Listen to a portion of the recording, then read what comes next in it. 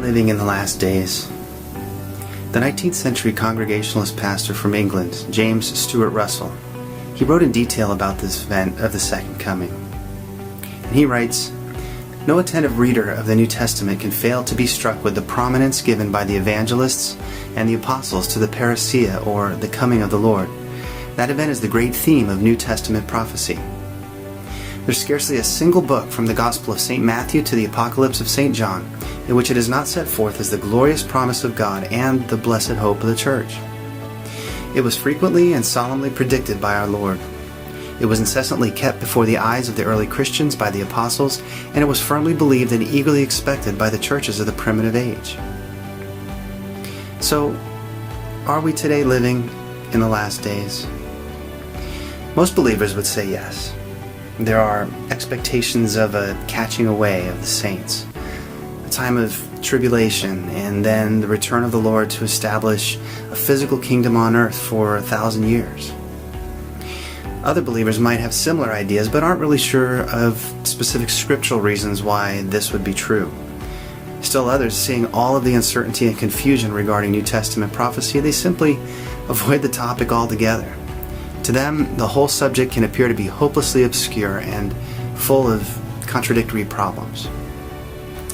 However, we must realize that the believers in the first century undoubtedly saw themselves to be standing on the verge of a great and a catastrophic event.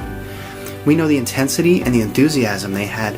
They turned the first century world upside down, and the expectation of their soon-coming Lord provided inspiration to overcome all obstacles and all persecution they faced.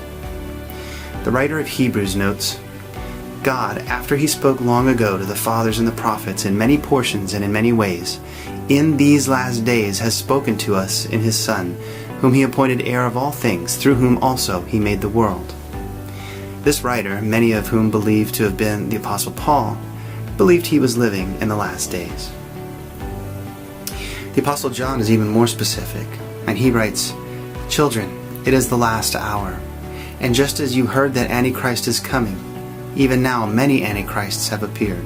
From this we know that it is the last hour." Folks, if you think about this logically, it can't be that we are still in the last days when, according to the Apostle John, the last hour was 2,000 years ago. If the last days are continuing to accumulate, then the last days have now grown longer than the entire history of biblical Israel itself. Being honest with the scriptures, we would have to conclude that the same imminent expectation of the same coming of the Lord cannot be separated by 2,000 years. Otherwise, the words soon and imminent lose their meaning altogether.